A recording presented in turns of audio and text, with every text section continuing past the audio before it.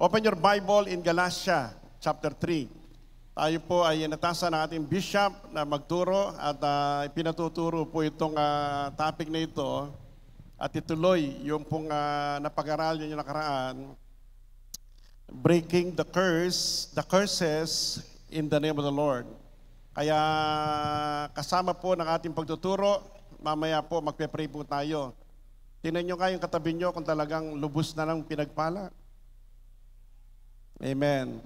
At pag tinignan nyo yung katabi nyo na pinagpala, titignan nyo pati anak, makikita nyo sa kali anak, apo, na talagang pinagpalang lahi. Sino po yung pinagpalang lahi na rito? Yung nakikita na, pati anak, pati apo, blessed na blessed. Say amen! Kaya ituturo natin ito at para talagang walang matitira. At masarap tong pag-aralan sapagkat naranasan natin ang pagpapala mula sa Panginoon. Amen? Sapagkat nung hindi natin naranasan ang pagpapala, parang hindi tayo makapaniwala na darating tayo sa punto na tayo'y talagang pinagpala ng Panginoon. Okay, Galatia chapter 3, verse 13 to 14. Sige, pwede nang mamaya na tayo kakanta. There is a miracle mamaya.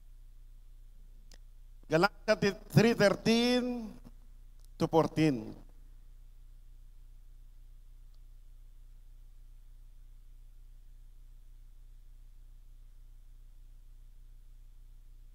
Okay. Christ redeemed us from the curse of the law by becoming curse for us. For it is written, "Cursed is everyone who is hung on the tree."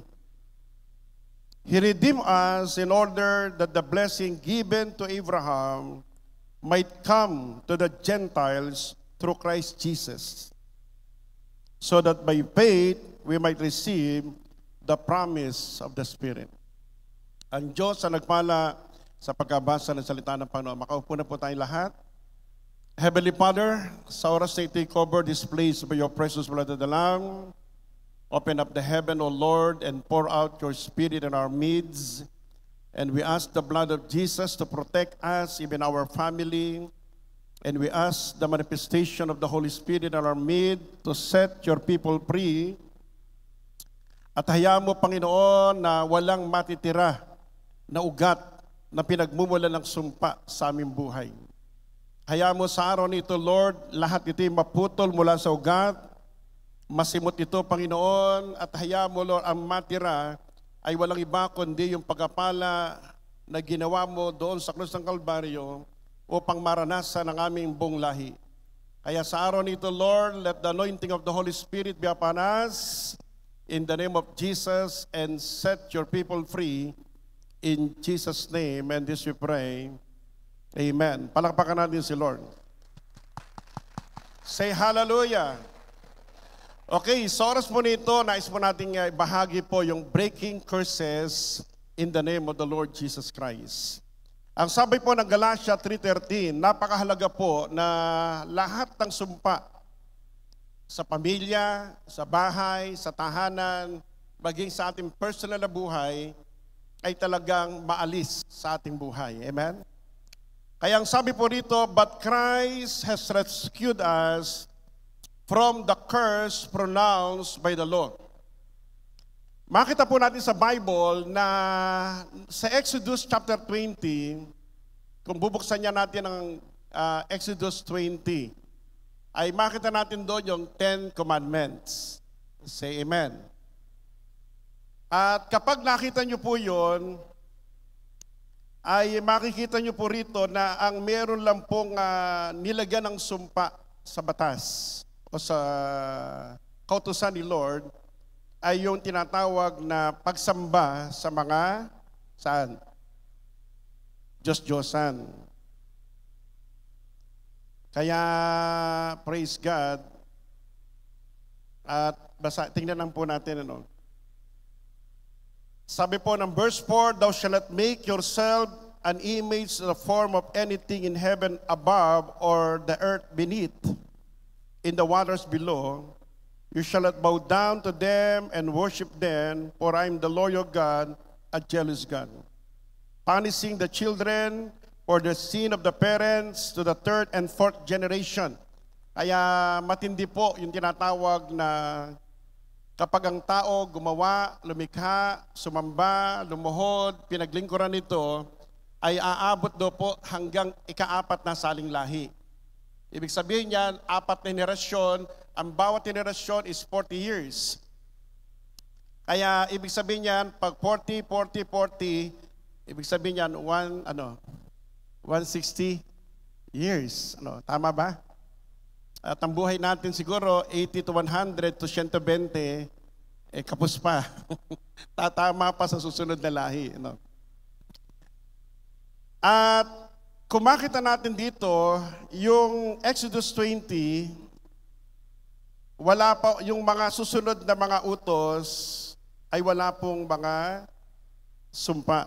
Ang sabi rito sa verse 7, you shall not misuse the name of the Lord your God, for the Lord will not hold anyone guiltless who misuses it. Remember the Sabbath day, honor your father and your mother, so that you may live in the land your God is giving you.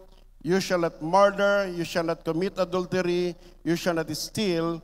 Nandiyan po yung tinatawag na 10 Commandments.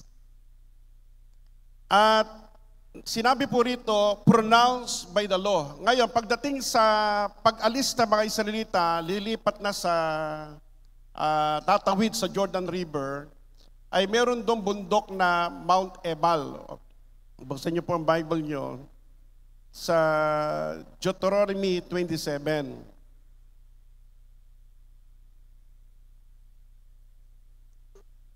Na itong mga kautusan na ito, nilagyan na po ng sumpa. Kaya kung makita natin na ang tao kahit ano gawin, ay meron talagang maranasang sumpa sa buhay niya kung wala si Kristo Jesus sa buhay niya. No? Amen.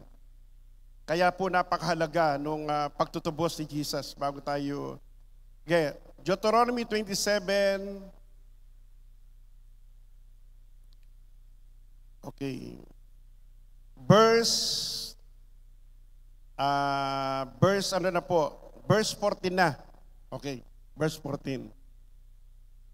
At pag nakita niyo po yung Bible, Deuteronomy 27 chapter, tapos Deuteronomy 28, diyan po nasulat yung mga curses na identify, pero sa gitna ng mga curses na yan, nandun po sa Deuteronomy 28, 1 to 14, na kapag sumunod tayo, ang pagkapala ng Diyos ay sa atin. Say amen. Say mo amen. Ayan, ang sabi rito, verse 15, sabi ng Levites, and the Levites shall recite to all people of Israel with a loud voice. And cursed is anyone who makes an idol, a thing detestable of the Lord, the work is skilled hand, and set it up in the secret. Then all the people shall say amen. Cursed is anyone who dishonor their father and their mother. Yung dati nilagay loon, ahabang buhay giginhawa. Pero dito, pag sinuway ang magulang, ay merong sumpa.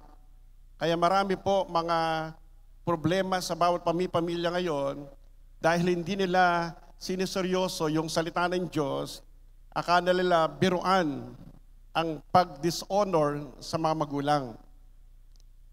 Pero kaya pang makita niyo yung Bible, bakit kaya sobrang iningatan ng Diyos yung magulang? Nakita niyo sa Bible, ang utos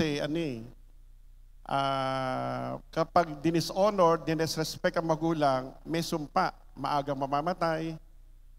Pero walang ganong sumpa kapag ang anak ay pinalo. Amen.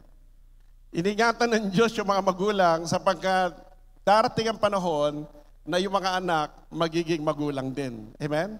Kapag tama ang magulang, magiging tama din ang mga anak. Sabi rin, curses anyone who move their neighbor boundary stone, then all the people shall amen. Ngayon, pag binasa po natin yan, puro may curse. Yung batas, nilagyan na po ng mga sumpa. Okay, may penalty. Kaya sabi po ng Bible, Christ has rescued us from the curse pronounced by the law. Kaya yung lahat ng kautusan, meron pong mga karampatang sumpa. Kaya puro sumpa yan. Amen. But praise God, tayong lahat ay niligtas at tinubos ng Diyos sa lahat ng sumpa. Sabi mo sa kanmo, bayad na lahat, ang lahat ng sumpa sa buhay natin. When He was hung on the cross, He took upon Himself the curse of our wrongdoing. Nung siya namatay sa krus ng Kalbaryo, dinala niya rin ang sumpa sa lahat ng ating mga participation. Kasi pag ang example na born again ang magulang, yung anak na born again, pero kapag mayroong sumuway, diyan pa lang papasok yung mga sumpa. Another. No? Kaya sabi ng banal na kasulatan, He took upon Himself the curse of our wrongdoings, for it is written in the scriptures, cursed is everyone who is hung on the tree. Kaya sa magitan po ng kamatayan ni Jesus Christ, lahat ng sumpang tatama sa atin ay hindi na dadaloy sa atin sapagkat dinala na ni Jesucristo. Kaya kapag tayo tumanggap kay Jesus bilang sariling tagapagligtas, Ephesians chapter 1:7, sabi ng banal na kasulatan, we are redeemed by the blood of the Lamb, we are purchased by the blood of Jesus, and we have forgiveness of our sins according with the riches of God's grace. Ephesians chapter 1 verse 7. The true Christ, and because we are redeemed from the curse, alam niyo po ba, kaya po napakahalaga na tayo tubusin ni Jesus sa lahat ng sumpa, sapagkat walang darating na pagpapala sa buhay natin kung hindi tayo tinubos. Kayong ginawa ni Jesus Christ, yung ginagawa nating communion every Sunday, ay napakahalaga yan, nagpapaalala na tayo pong lahat ay natubos ng dugo ni Jesus at tayo pong lahat ay napatawad sa ating kasalanan. Say amen? And actually, ang kagalingan po ay sa magitan lang din po ng dugo.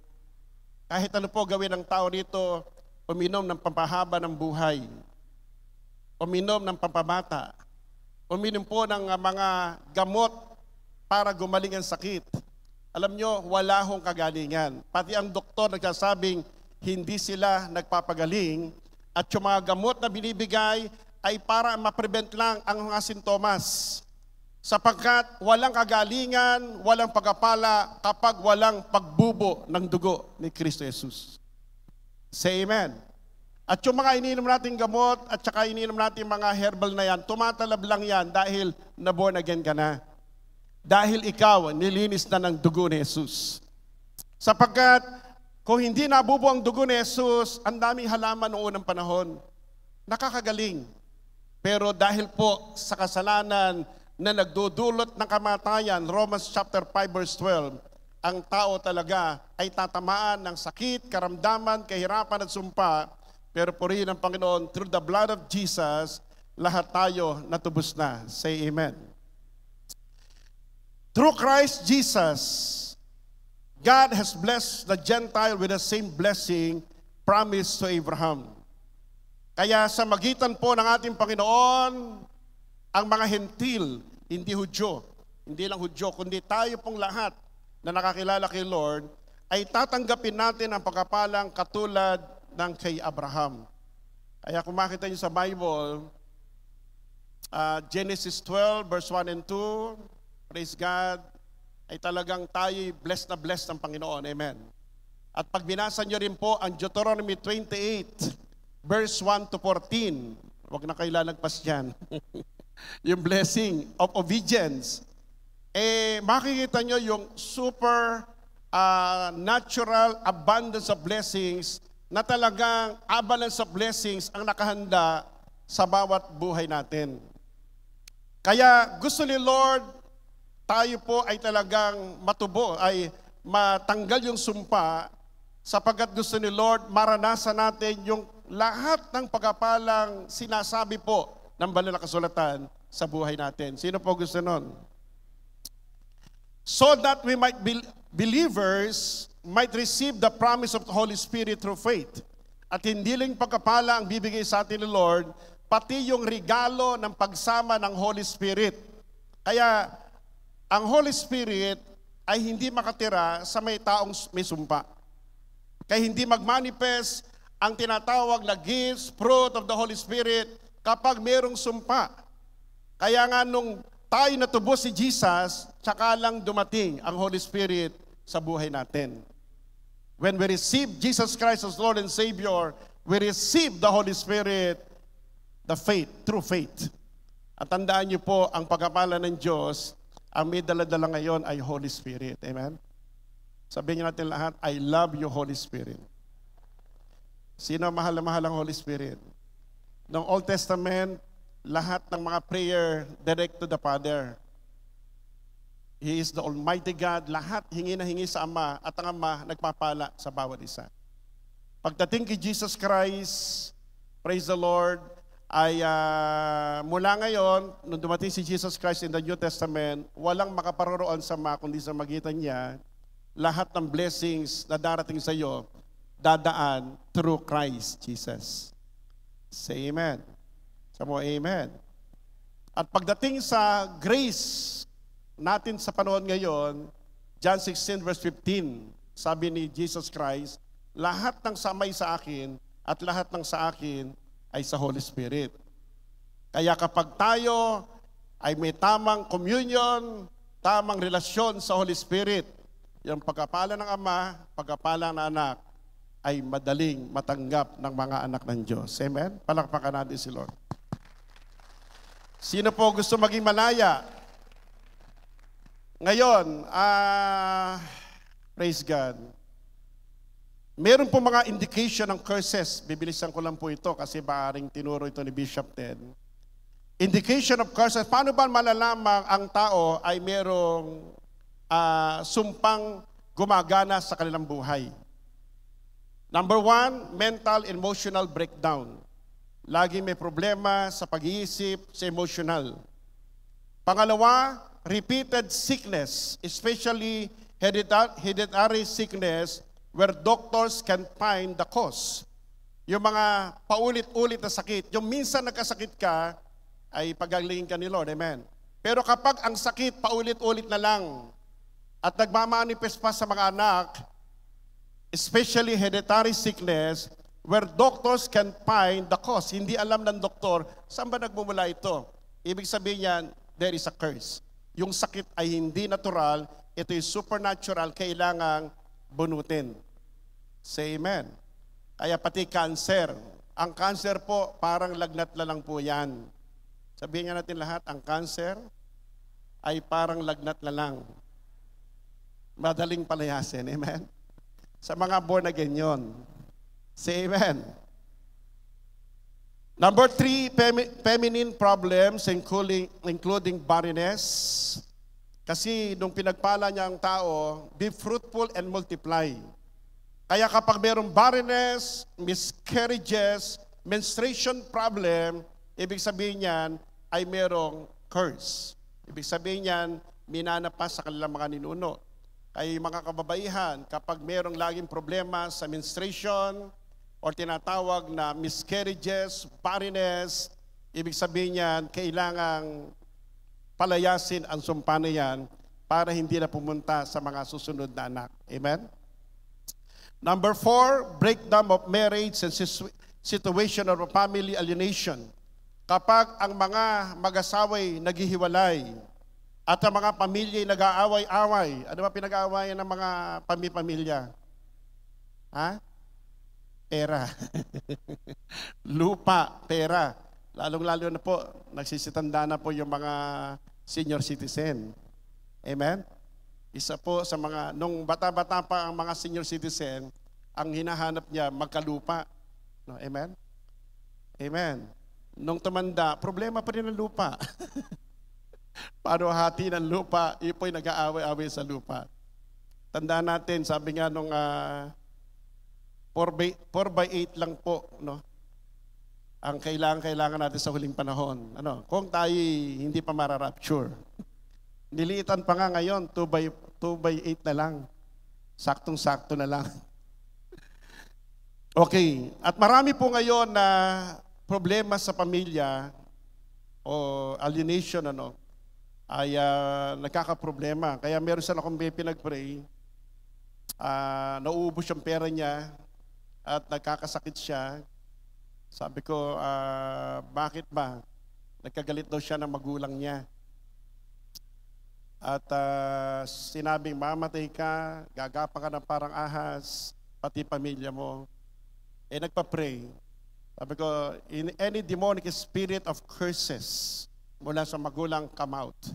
Labas in Jesus' name. Nagmanifest. Sabi ko, sino ka? Ako si Kamalasan. Oh, ba't ka nakarating dyan? Tinawag ako ng nanay niya para sumpain siya. Kaya yung palang mga magulang dito, imbis na sumpain na magulang, ang mga anak, pag nagkamali, ay pangaralan, pagpasensyahan, at patawarin, at huwag susumpain. Amen? Say amen. Sapagkat mahal kayo ni Lord. Ang sabi rito, at praise God, yung kamalasang kamatayan lumabas. Kaya ibig sabihin yan, ay merong talagang mga sumpa. Kasi noong unang panahon, ganyan po magalit ang magulang ngayon. Amen? Noon, talagang sinusumpa. Pero ngayon, iba na ngayon, pag born again, lumayas ka, Satanas. Say amen? At pagpalain ka ni Lord. At bigyan ka na maraming anak. At maging multimillionaire ka. Yan ang dapat. Amen? Number 5, financial insufficiency and poverty. Yung magkaroon ka ng problema sa pera na minsan ay parang natural lang yan. Pero kung ikaw na may laging walang pera, laging hindi pa tapos ang katapusan at 30, 15 at 30, wala ka uling pera. Pag tinanong ka, may pera ka ba dyan? Puro ka lang wala, something wrong. There is a curse na kailangang bunutin yan para ikaw ay magkaroon. Amen? Sabi mo sa katabi mo, meron ka ba dyan? Bloot mo ako sa heaven's blend, ha? Okay. Accident prone. Yan. Alam niyo po ba, pag tayo nagdi-deliverance sa patungkol sa financial, pag maliliit na pera lang, ang nagiging lang natin dyan, nakakasot natin, duwende lang, tsaka mga kapre. Pero pag bilyon na ang pinag-uusapan, get out, ang nakasalimuhan natin si Satanas niya saka si Lucifer. Ibig sabihin niyan, the more na nag-i-increase yung pagkapala sa iyo, ay yung ina-assign sa atin na humadlang ng pagkapala natin, ay tumataas din yung rango. Amen. Kaya pala tayo mga anak ng Diyos, hindi pwedeng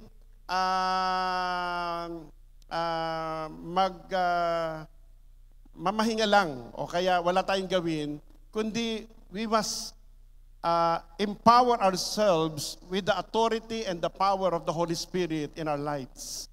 Sapagkat habang tinataas ng Diyos yung blessings mo, habang nagiging milyonaryo ka, kailangan din milyon yung kapangyarihang nasa iyo. Kaya nga ang tawag doon mega power. Kaya hindi lang power, mega power. Bakit? Sapagkat yung mega grace, Acts 4:33, ang ibig sabihin ng mega times 1 million. Sino po ang mga gagawing milyonaryo dito ni Lord? Taas ang kamay. Kaya kakasot nyo, hindi lang duwende. Mga ang naka-assign na dyan, mga si Diablo na. Humahad lang ng blessings nyo. No? Pero wala siya magagawa because greater is Jesus who's in you than Satan who's in the world. Kaya nga ang Holy Spirit, in Acts 44, God pour out the Holy Spirit with mega power. Accident prone. Kaya kakasot natin lagi yung accident prone, laging nauntog, laging nababangga, laging na-aksidente. Hindi po pangkaraniwan yan. Minsan sinasabi natin, talaga ako na pina-aksidente. Huwag mo angkinin. Yung accident, galing kay Diablo yan. Amen?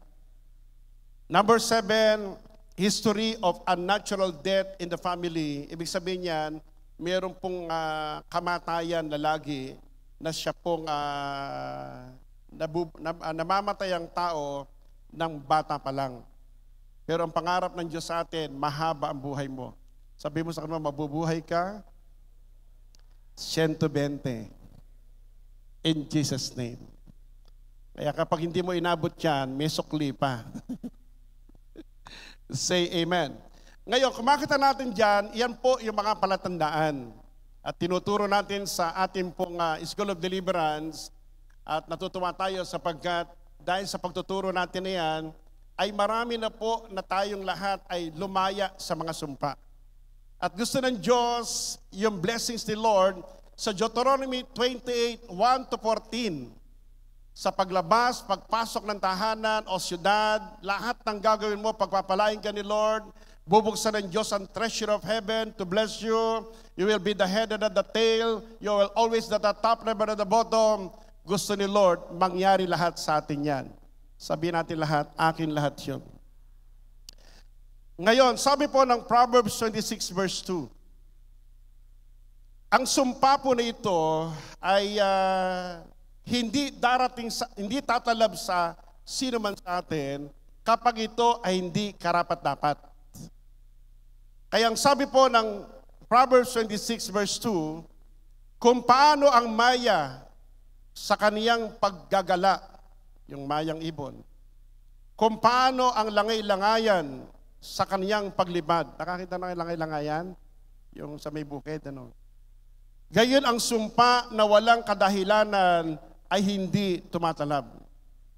Kaya ang sumpa ay para siyang ibong lumilipad, pero hindi ito dadapo sa mga hindi karapat-dapat na puntahan. Kaya sabihin mo sa kanila mo, hindi karapat-dapat ang sumpa sa ating buhay. Sapagkat ang karapat-dapat sa atin ay blessings. In Jesus' name. Say amen. Ngayon, ano po ba yung dahilan bakit sila nakakapasok? Mabilis ang oras natin. Number 1, having false God. Nagkaroon tayo ng mga Diyos-Diyosan noong unang panahon. Kaya sa bahay natin, dapat wala na pong mga Diyos-Diyosan sa bahay natin. Amen? Sabi mo, amen. Lahat ng mga idols, ito man ay mga angels, ito man ay mga duwende, or mga anything na mga inanyuan sa langit, sa lupa, ilalim ng lupa, dapat wala sa ating bahay yan. Sabi mo, amen. Sapagkat ang sabi ni Lord, hanggang ika-4 na saling lahi, ito po ay magkakaroon ng epekto sa ating buhay. Kaya pag tayo na born again, yung bahay natin, kapag nalinis ang puso natin, pati bahay natin lilinisin. Say amen? At kung wala mang idols doon, kung kayo man ay nasa apartment, sino gusto magkaroon ng sariling bahay? Sabi mo, bahay, brand new house, come to me now. Lagay sa pulsa yan. Ibig sabihin yan, baka yung bahay naman ay mayroong mga rituals na ginawa. May mga punsoy, minsan nilagyan ng mga Buddha, minsan nilagyan ng mga Diyos-Diyosan. Ipag-pray din natin yun na Lord, pag tira nyo sa bahay, linisin ng Diyos lahat ng lupain, pati bahay na tinitiran nyo. Say amen.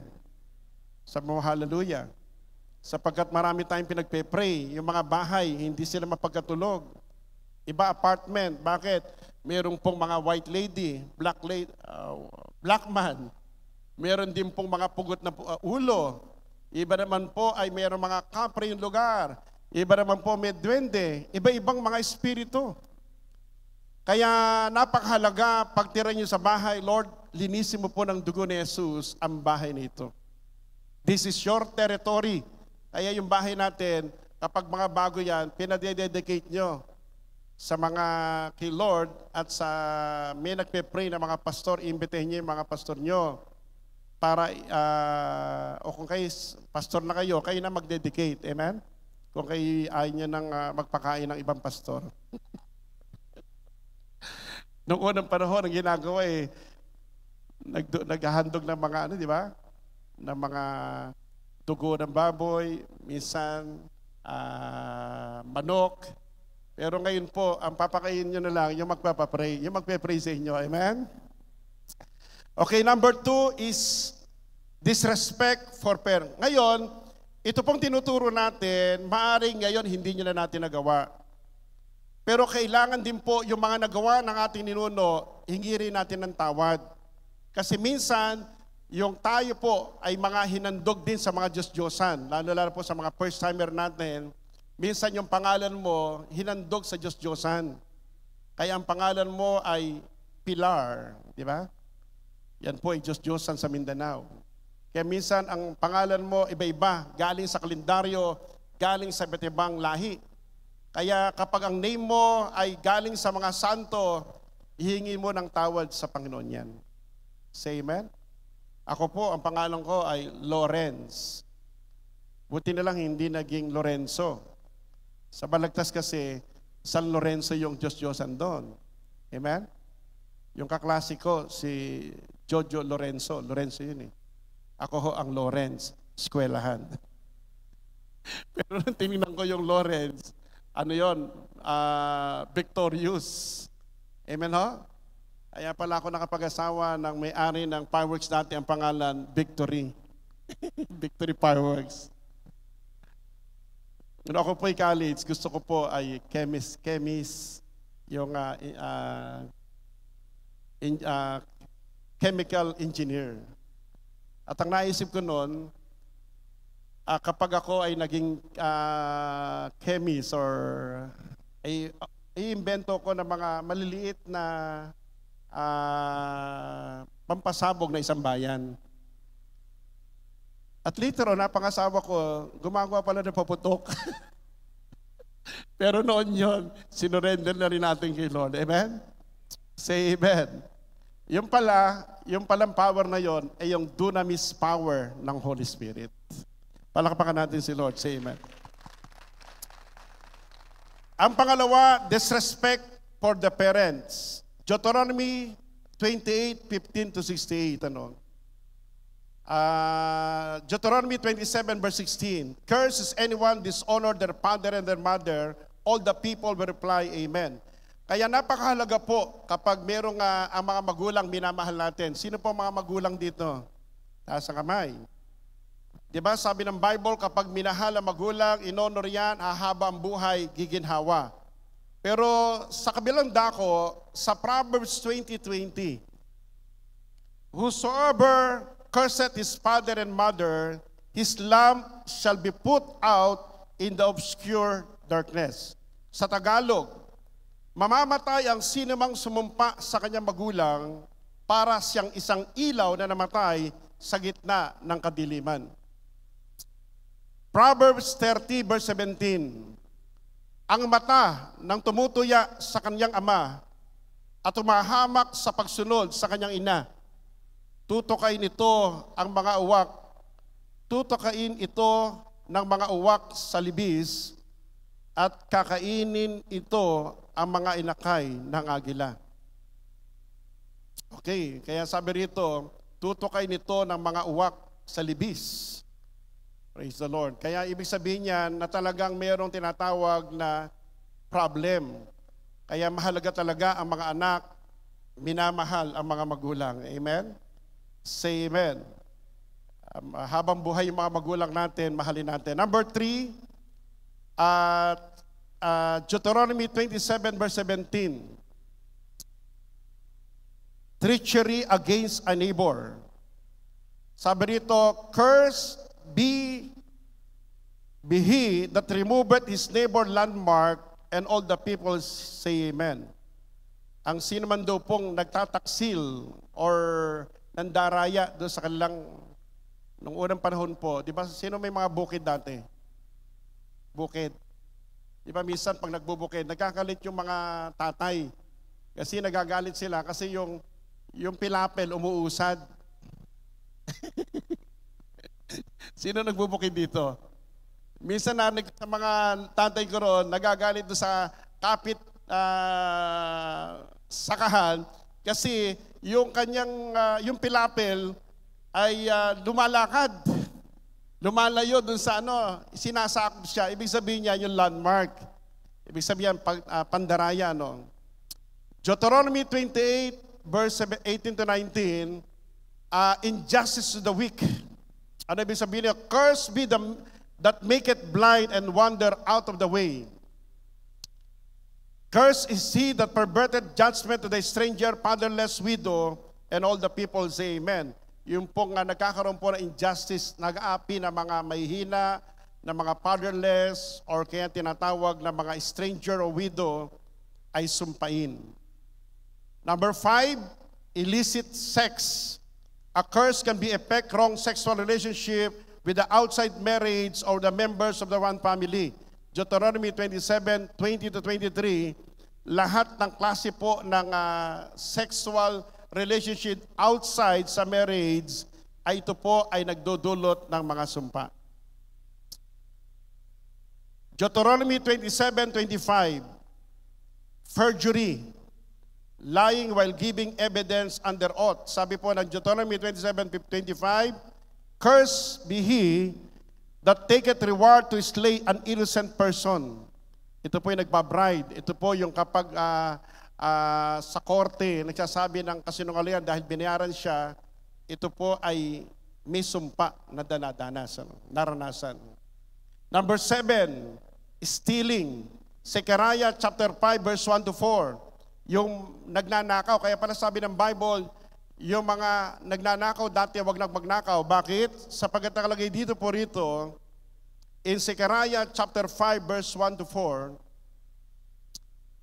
I looked up again and saw a scroll flying through the air. What do you see? An angel asked. I see a flying scroll, and I replied, it appears to be 30 feet long and 15 feet wide. Then he said to me, the scroll contained the curse that is going out over the entire land. One side of the scroll said that those who steal will be banished from the land. Hindi po magnanakaw, mawawala sa lupain. And the other side, those who swear falsely, lahat na nagsasalita na hindi tama, they will vanish in the land. This is what the Lord heaven's armies. I'm sending this curse into the house of every thief. Kaya kung makita po natin, lahat ng mga mandarambong, magnanakaw, tingnan nyo po later on, mawawala lahat yung kanilang kasaganaan. Parang nakalagay po sa Psalm 75 or 72 na isang iglap mata, parang panaginip na wala lahat ang kanilang kayamanan. Pero ang mga anak ng Diyos, pag pinagpala ng Diyos, magpakailanman. Sabi mo, you are blessed forever. Kaya, in the house of everyone who swear falsely using my name, my curse will remain in that house and completely to destroy it, even its timbers and stone. Kasi mo, antindi pala na, no? Kaya kapag yung mga bahay, yung mga building na ginawa, galing po sa mga pagnanakaw. Ang sabi minsan, naiinggit tayo, ba't ang ganda ng bahay nun na? Pero buti na lang, si Zacchaeus nagsisi ng kasalanan. Amen? Kalahati ng kayamanan binigay sa mahirap. Say amen. Ang sabi rito, pati yung timber, kahoy, pati stones ay mawawala, tuluyang mawawala. Kaya kung makita nyo, bakit may mga nawawalang bahay? Noong unang panahon, yung mga bahay ay makita nyo nawawala. Kahit maganda yung bahay, nawawala. Bakit? Meron pong curse. Ito po yung tinatawag na baka meron pong curse ng pagnanakaw noong unang panahon. Number 8, stinginess toward God. Yung pong binasa kanina, Malakay chapter 3 verse 9, ninanakawan ba ng tawang Diyos? Yes. True, you cheated me by tithes and offering due to me. You are under curse, and the whole nation has been cheating me. Because of the tithes, hindi nag-offering, meron pong tinatawag na curse. Perverting the gospel, Galatians chapter 1, verse 8 and 9. Kapag meron nangangaral ng mabuting balita na hindi tama ayon sa salita ng Diyos, ay kaya marami po nagpipreach ngayon ng hindi po full gospel. Ang sabi po ng banal na kasulatan, curse be unto them. Jeremiah 17 verse 5, depending on the flesh. Cursed is the man who put their trust in the human. Huwag daw tayo magtitiwala sa ating kapwa. Tao, ang tiwala natin dapat sa Diyos lang. Amen? Say amen. Sapagkat kapag tayo nagtiwala, nawala ang ating tiwala sa Diyos, matutulad daw tayo sa isang puno na nakatanim sa disyerto with no hope for the future, and they will live in barren wilderness in an uninhabited safety land, salty land. Number 11, Genesis 12:3, anti-Semitism o hatred of the Jews.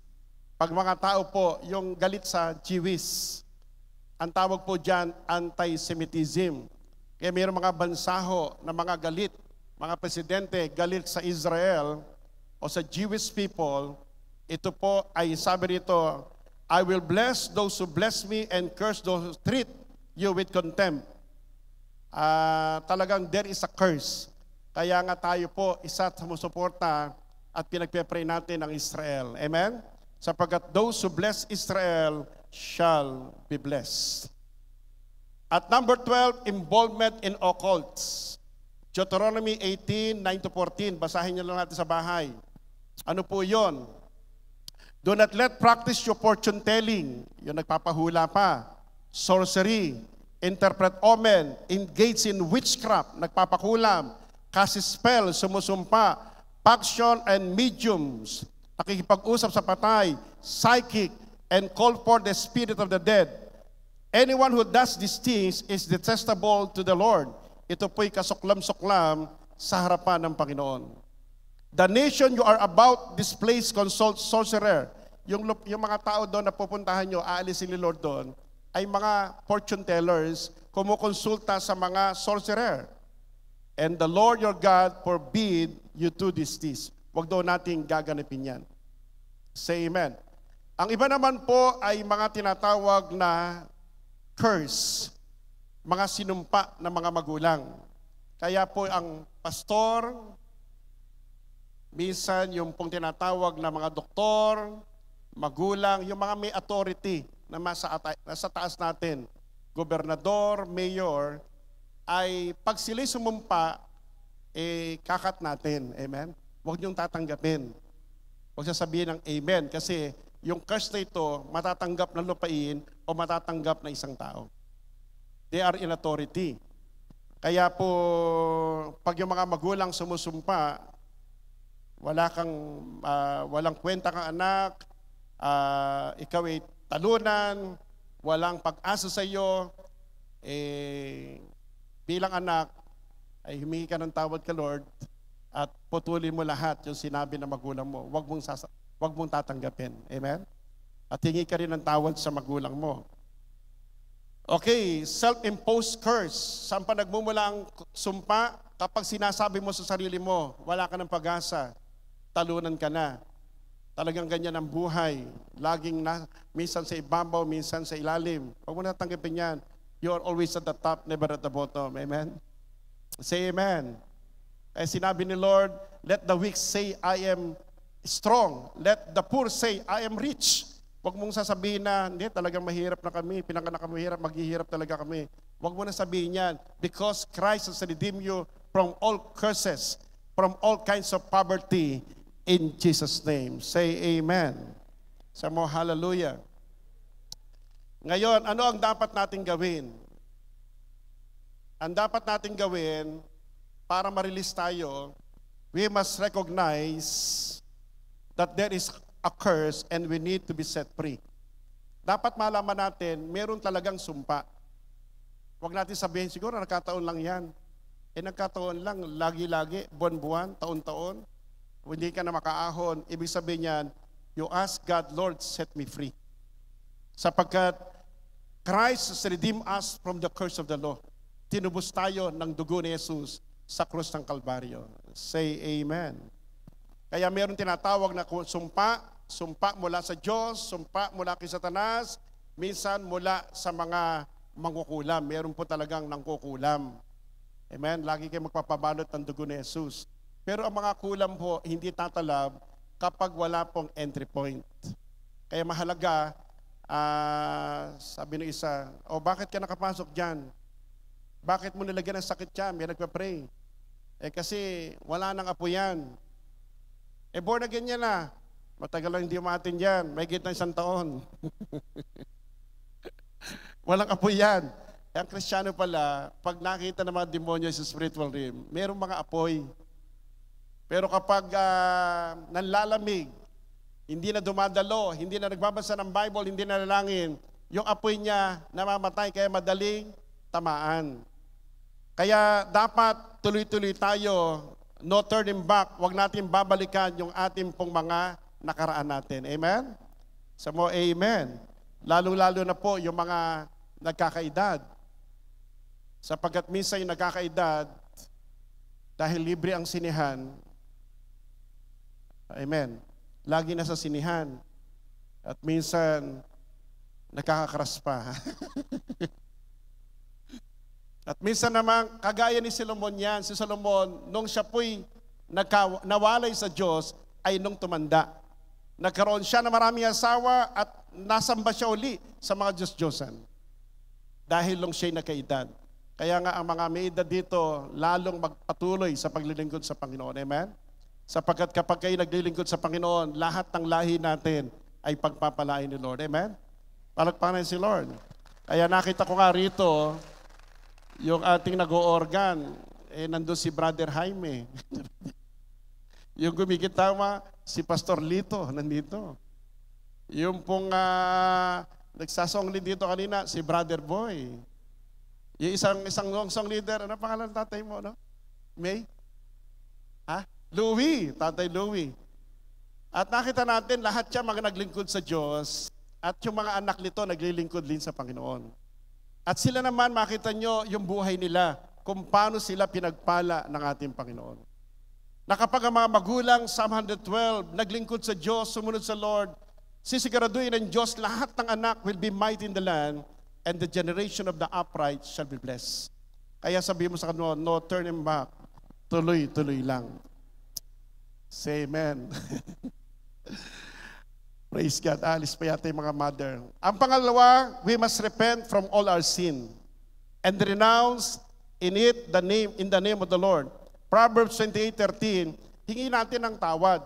Kung tayo nagkasala, nagkamali, ay humingi tayo ng tawad sa Lord. At kung mayroong paalala ang Holy Spirit sa atin na nagawa ng ating lahi, na nagawa natin noon pa, na hindi natin na-confess, hingi natin ng tawad sa Panginoon. Say amen. Proverbs 28:13, people who conceal their sin will not prosper. Ang nagtatago ng kasalanan, hindi magtatagumpay. If they confess and turn from them, they will receive mercy. Kapag ito'y kinumpisal, hiningi ng tawad, tatanggap ng mercy sa Panginoon. Say amen. Kaya ano gagawin natin? Isang gagawin natin ngayon, una, ano pa bang kasalanan na nagagawa mo na kailangan mong isuko sa Panginoon? Mamaya, sabihin mo yan, Lord, patawarin mo na ako sa nagagawa ko pang pagkakamali, pagkakasala. Sasalitain mo. Wala nga tayong ballpen pwede isulat Salitain mo na lang. Amen. Pangalawa, release all unforgiveness.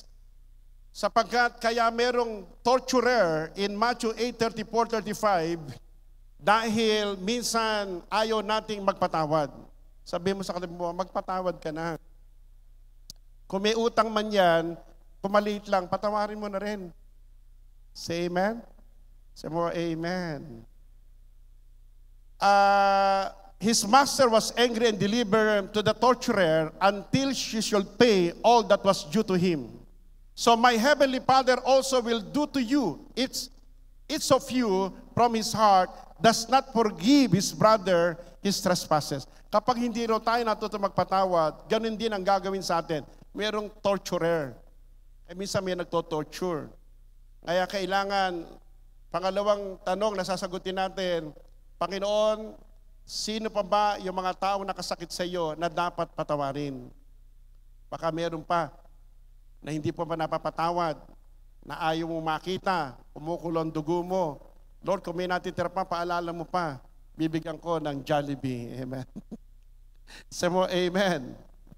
Pangatlo, renounce all contact with the occults. Kung meron man tayong mga occultic participation, false god, for religion, or witchcraft, demonic vows, ay hingi natin ng tawad kay Lord. Lord, ako po ay humingi ng tawad noong unang panahon. Ako po ay nagpahilot sa mga albularyo, nagpabunot ng ngipin, nagpatusok sa likod ng mga karayom. O, di ba, yung mga nagawa natin noong unang panahon. Hingi natin ng tawad, Lord, pinuputol ko na ang lahat na nagawa ko na ito.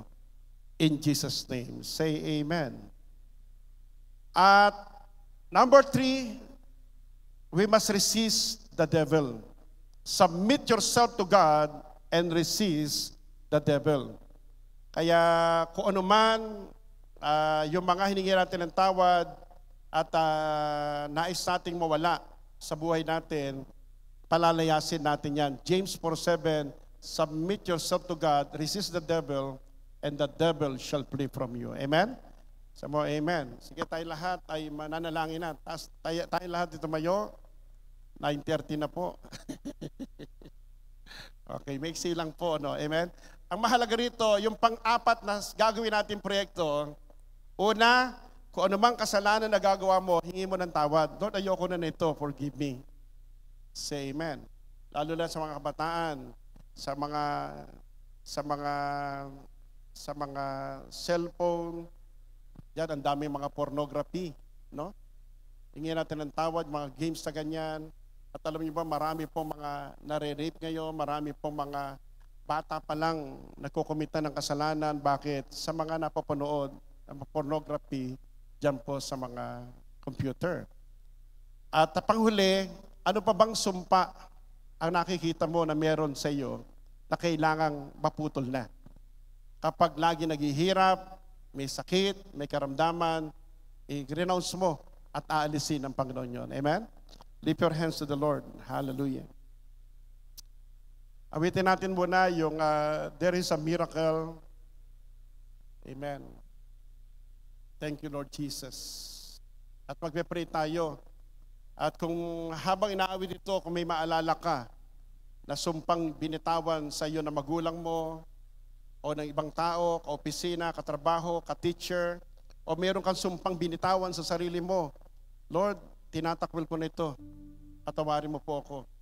In Jesus' name, alisin mo po ang sumpa. In Jesus' name. Lift your hands to the Lord. O Rabba Shikara Bababayan Dalalahay. Yes, in the name of the Lord. Thank you, Jesus. O Rabba Shikara Bababayan Dalalahay.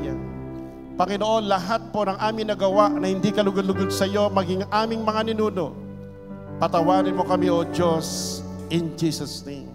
Lahat ng kahirapan, sakit, karamdaman at sumpa, hayaan mo, Lord, sa araw na ito ay mabunot sa aming buhay in the name of Jesus at mapawalang bisa.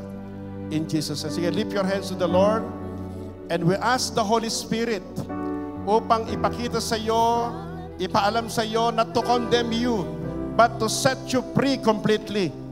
Yung mga bagay na nais mo na mawala sa buhay mo na hindi sa Diyos ay dapat nang mabunot. In Jesus' name. And God will restore everything in your life. Larabash shikarabababayan dalalahay. So I'm feeling inside. It's coming alive. Yes, oh Lord. It's coming alive. There is a miracle when you believe, reach out your hand, touch His presence once again. Oh, what a joy I find! I'm dancing in the rain, reach my pain. I'm covered by your grace, forever Jesus.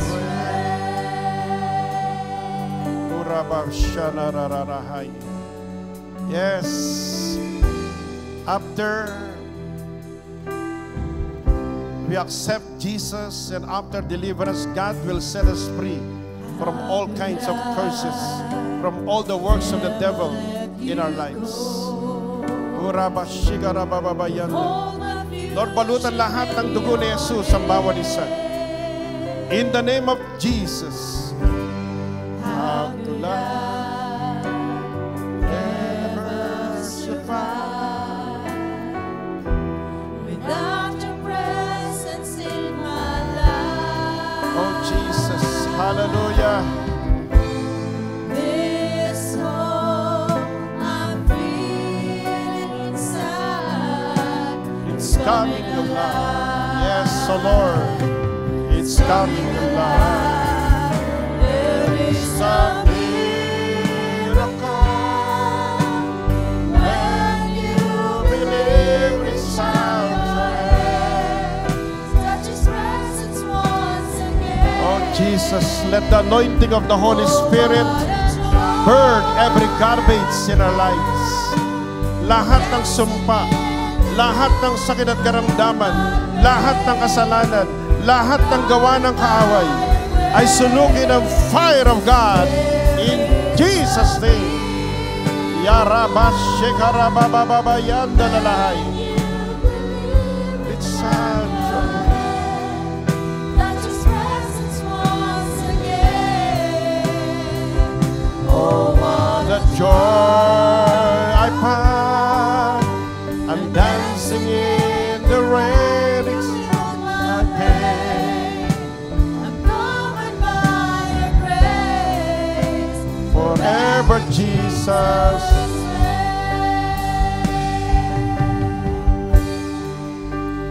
Lift your hands right now. Sabihin natin ngayon. Ngayon po, tayo po ang mag-confess. Heavenly Father, sa oras na ito, pakalinisin mo, Lord, ang aming mga buhay.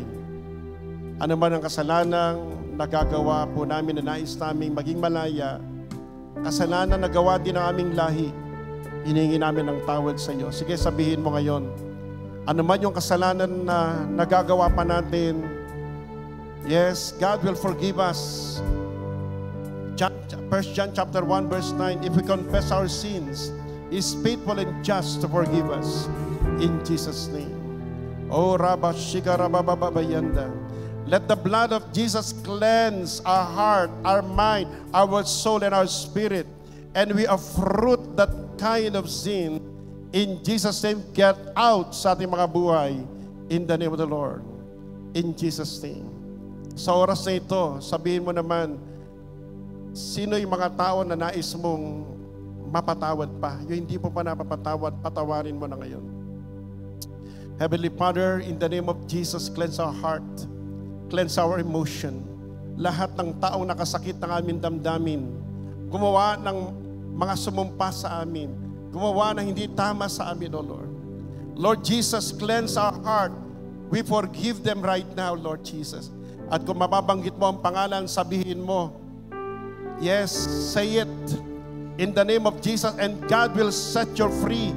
God will cleanse your heart. Aalisin ng Diyos lahat ng bara sa puso mo, lahat ng sakit sa puso mo, lahat ng gawa ng kaaway sa puso mo, ay aalisin ng Diyos at ang puso mo ay magiging magaling na.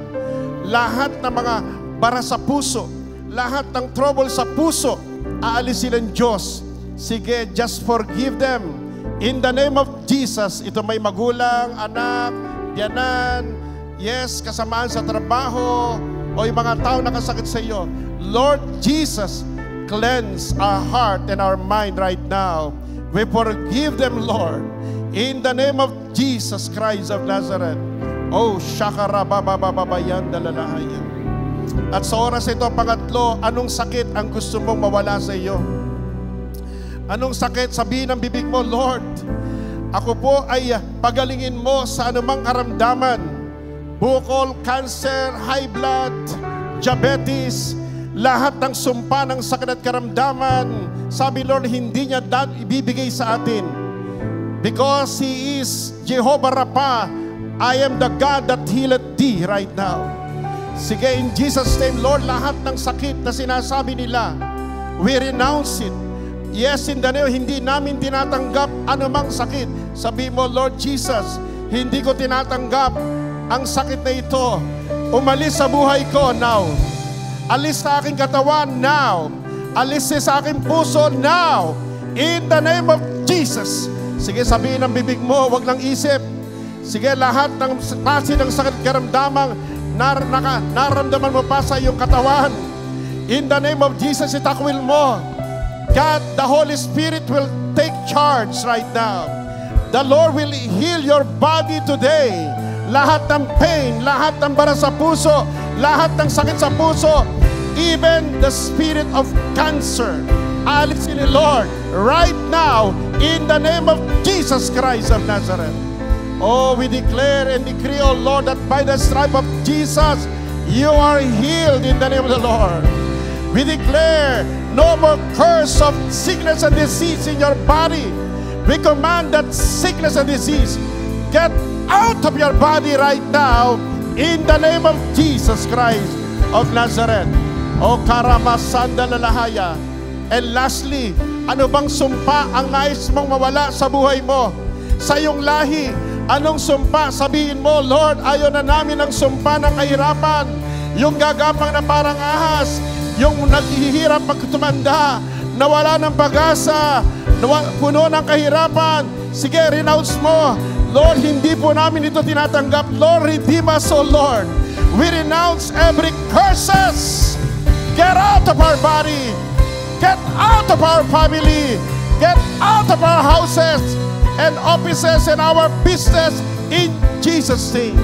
Lahat ng sumpa ng bankruptcy, lahat ng sumpa ng kahirapan, lahat ng sumpa ng barrenness, lahat ng sumpa ng premature death, lahat ng sumpa ng accident prone, lahat ng klase ng sumpa, get out!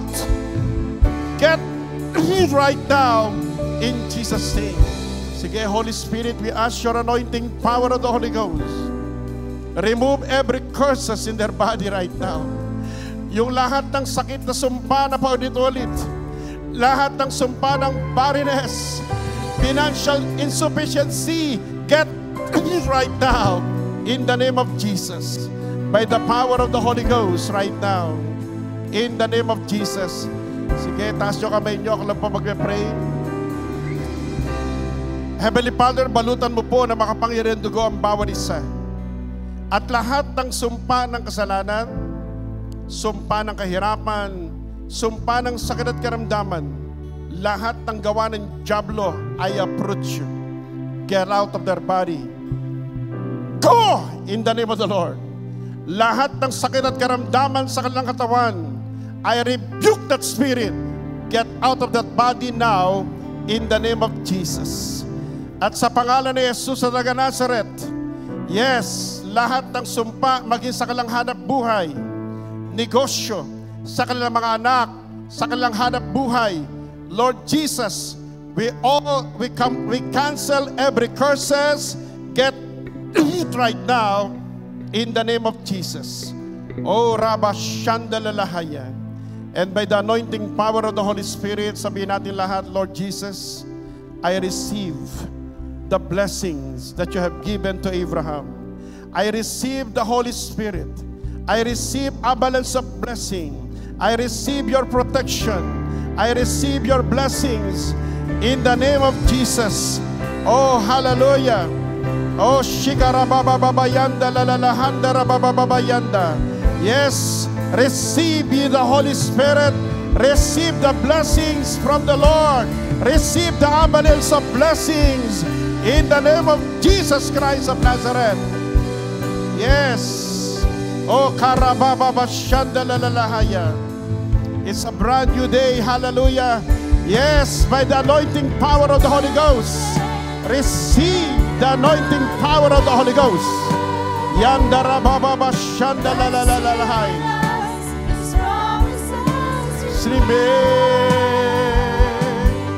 We are stronger with every step we take. Don't you give up now. Hold on to your faith. Amen. The Lord will do great things in your life.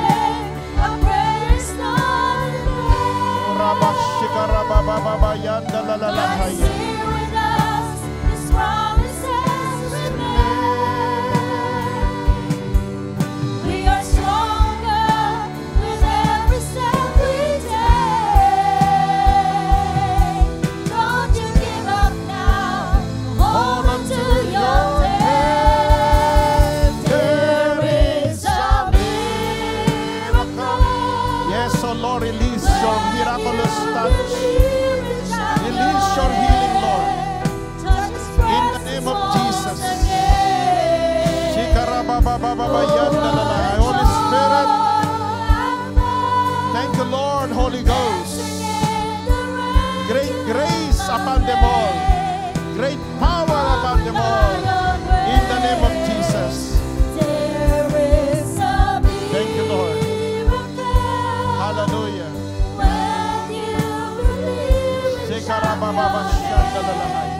Touch His presence once again.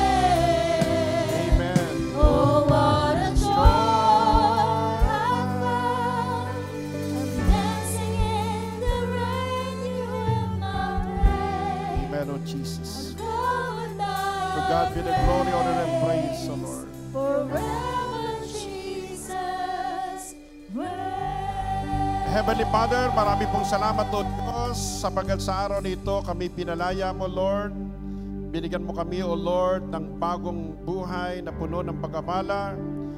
You remove every curses in our lives and we receive overflowing blessings, O Lord. Overlapping, never-ending, ever-increasing, great abundance of blessing, great protection, good health to every one of us. In Jesus' name, and as we pray, amen and amen.